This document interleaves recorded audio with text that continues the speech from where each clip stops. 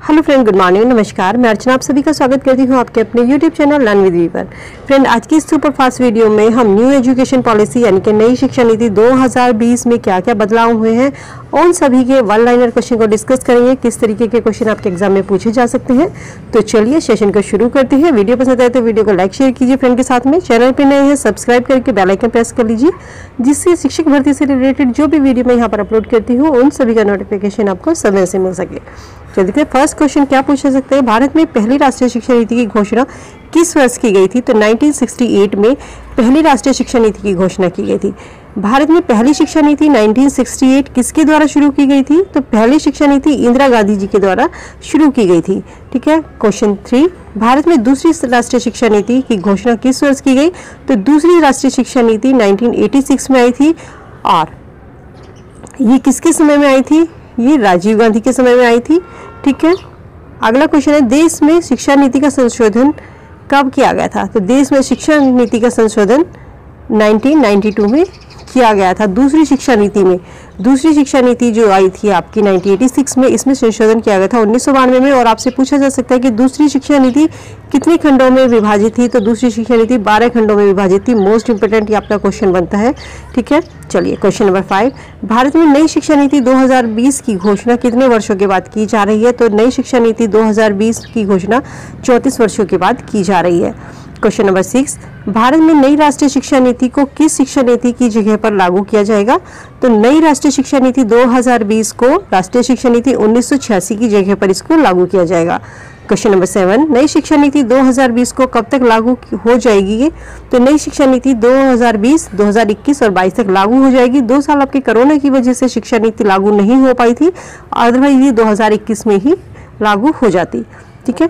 अगला क्वेश्चन है question number 8, school पाठ्यक्रम के 10+2 पैटर्न के स्थान पर अब कौन सा पैटर्न होगा? तो 10+2 जो हमारा पहला पैटर्न था उसके जगह पर अब 5+3+3+4 पैटर्न दिया जाएगा। अगला क्वेश्चन है क्वेश्चन नंबर 9, नई शिक्षा नीति 2020 की मसौदा समिति यानी कि ड्राफ्टिंग कमेटी के अध्यक्ष कौन है? तो नई शिक्षा नीति 2020 की मसौदा समिति के अध्यक्ष डॉक्टर कृष्णस्वामी कस्तूरीरंगन है। नेक्स्ट क्वेश्चन है, नई शिक्षा नीति 2020 को किस दल, ये दिल नहीं है, दल के तहत, किस दल के अंतर्गत इसको जारी किया गया है? तो NHB national higher education bill के द्वारा इसको जारी किया गया है। क्वेश्चन नंबर 11, भारत में नई शिक्षा नीति को कैबिनेट की मंजूरी कब मिली थी? तो नई शिक्षा नीति को कैबिनेट की मंजूरी 19 जुलाई 2020 को मिली थी। भारत में नई शिक्षा नीति 2020 को कैबिनेट की मंजूरी कब मिली? ये क्वेश्चन आपका रिपीट हो गया है। ठीक है। अगला क्वेश्चन है क्वेश्चन नंबर 13, राष्ट्रीय शिक्षा नीति 2020 के अंदर कितनी आयु वर्ग के बच्चों को शिक्षा के अधिकार कानून 2009 के अंदर रखा गया है? तो 3 से 18 साल की आयु वर्ग के बच्चों को राष्ट्रीय शिक्षा नीति 2020 के अंतर्गत इसमें रखा जाएगा कि जो पहले बच्चे 12th क्लास का जो बच्चा 12th पास करता था तो 16-17 साल की एज में बच्चा पास कर लेता था, लेकिन अब 12th एज पास करने की उम्र बच्चे की 18 साल होगी। क्वेश्चन नंबर 14, नई शिक्षा नीति 2020 में कौन सी भाषा को कक्षा 5 तक खत्म कर दिया गया है? तो शिक्षा नीति में अंग्रेजी भाषा को कक्षा 5 तक खत्म कर दिया गया है। कक्षा 5 तक की शिक्षा जो है वो मातृभाषा में या जो वहाँ की क्षेत्रीय भाषा है उस भाषा में वहाँ पर शिक्षा दी जाएगी। ठीक है। चलिए क्वेश्चन नंबर 15, नई शिक्षा नीति 2020 के अनुसार कौन सी कक्षा तक की शिक्षा को मातृभाषा, स्थानीय भाषा या क्षेत्रीय भाषा में कराया जाएगा? तो कक्षा 5 तक की जो शिक्षा होगी उसको मातृभाषा में, स्थानीय भाषा या क्षेत्रीय भाषा में कराया जाएगा। अगर वहाँ पर टीचर उपलब्ध नहीं है तो जो रिटायर्ड टीचर है उनको भी वहाँ पर वापस बुलाया जा सकता है। अगला क्वेश्चन नंबर 16, नई राष्ट्रीय शिक्षा नीति 2020 का लक्ष्य किस वर्ष तक 3 से 18 आयु वर्ग के प्रत्येक बच्चे को गुणवत्ता एवं समावेशी शिक्षा प्रदान करना? देखिए राष्ट्रीय शिक्षा नीति का उद्देश्य क्या है कि हर बच्चे को गुणवत्तापूर्ण समावेशी शिक्षा प्रदान करना है। और कितने आयु वर्ग के? 3 से 18 तक के। तो 2030 का इसका लक्ष्य रखा गया है कि 2030 तक नई राष्ट्रीय शिक्षा नीति 2020 में जितने भी आपके बच्चे 3 से 18 आयु वर्ग के बच्चे को उनको गुणवत्तापूर्ण समावेशी शिक्षा प्रदान करना है। 2030 तक ये लक्ष्य रखा गया है। क्वेश्चन नंबर 17, नई शिक्षा नीति 2020 के अनुसार शिक्षा पर सकल घरेलू उत्पाद GDP का कितने प्रतिशत खर्च किया जाएगा? मोस्ट इंपोर्टेंट स्टार लगा लीजिएगा, ये क्वेश्चन आपके एग्जाम में बन सकता है। तो 6% GDP का 6% हिस्सा जो है नई शिक्षा नीति पर खर्च किया जाएगा। क्वेश्चन नंबर 18, मेडिकल और लॉ एजुकेशन को छोड़कर समस्त उच्च शिक्षा के लिए एकल निकाय के रूप में किस आयोग का गठन किया गया है? HECI का गठन किया गया है। जो आपकी मेडिकल और लॉ, जो आपकी 4-5 साल की शिक्षा है, वर्ष की शिक्षा है, उनको छोड़कर जो 3 वर्षीय पाठ्यक्रम आपका है ग्रेजुएशन में, उन सभी को अब 4 वर्ष का कर दिया जाएगा। ठीक है। नई शिक्षा नीति 2020 के अनुसार वोकेशनल कोर्स किस कक्षा से शुरू किए जाएंगे? तो वोकेशनल कोर्स कक्षा 6 से शुरू किए जाएंगे, जिसमें बच्चे को मिट्टी के बर्तन बनाना, खेल खिलौने बनाना, यानी कि उनको व्यवसायिक शिक्षा, व्यवसायिक उनको परीक्षण दिया जाएगा, जिससे वो अपने रोजगार में सक्षम हो सके। क्वेश्चन नंबर 20, देश में शोध और अनुसंधान को बढ़ावा देने के लिए किस संगठन की स्थापना की जाएगी? तो देश में शोध और अनुसंधान को बढ़ाने के लिए नेशनल रिसर्च फाउंडेशन की स्थापना की जाएगी। क्वेश्चन नंबर 21, नई शिक्षा नीति किस संस्थान के सशक्तिकरण की अनुशंसा करती है? नई शिक्षा नीति के सशक्तिकरण की अनुशंसा करती है केंद्रीय सलाहकार बोर्ड के, ठीक है, central advisory board of education. Question number 22, नई शिक्षा नीति 2020 में किस वर्ष तक नेशनल मिशन के माध्यम से foundation learning and numerics skills को बनाए रखने का लक्ष्य रखा गया है? तो 2025 तक का ये लक्ष्य रखा गया है। राष्ट्रीय साक्षरता मिशन की शुरुआत किस वर्ष की गई थी? राष्ट्रीय साक्षरता मिशन की शुरुआत 1988 में की गई थी। ऑपरेशन ब्लैक बोर्ड आपका मोस्ट इंपोर्टेंट क्वेश्चन बनता है। ऑपरेशन ब्लैक बोर्ड नामक कार्यक्रम किस वर्ष लागू किया गया था? 1987-1988 में इसको शुरू किया गया था। और इसमें था क्लास में जितनी भी ज़रूरत की चीज़ें होती है, जो बेसिक चीज़ें हैं, वो सब हर स्कूल को उपलब्ध कराया जाए, और कक्षा में कम से कम 2 रूम होने चाहिए, बरामदा होना चाहिए, और लड़कियों के लिए अलग से वॉशरूम की व्यवस्था की जानी चाहिए। क्वेश्चन नंबर 25, राष्ट्रीय शिक्षा परिषद NCT की स्थापना कब की गई थी? तो राष्ट्रीय शिक्षा परिषद की स्थापना 1995 में की गई थी। Indira Gandhi national open university IGNOU की स्थापना कब की गई? IGNOU की स्थापना 1985 में की गई थी। नई शिक्षा नीति 2020 को लागू करने वाला भारत का पहला राज्य एग्जाम में क्वेश्चन बन सकता है। कर्नाटक पहला राज्य बना है जिसने नई शिक्षा नीति 2020 को लागू किया है। कर्नाटक राज्य ने कई नई शिक्षा नीति 2020 को कब तक लागू करने की घोषणा की है? तो कर्नाटक राज्य ने 20 अगस्त तक नई शिक्षा नीति को लागू करने की घोषणा की है।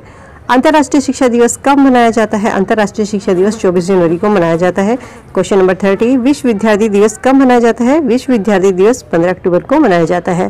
क्वेश्चन नंबर 31, भारत के इतिहास में अब तक कितनी बार शिक्षा नीति आ चुकी है? तो भारत के इतिहास में अब तक 3 बार शिक्षा नीति आ चुकी है। पहली शिक्षा नीति 1968 में आई थी, इंदिरा गांधी के समय में।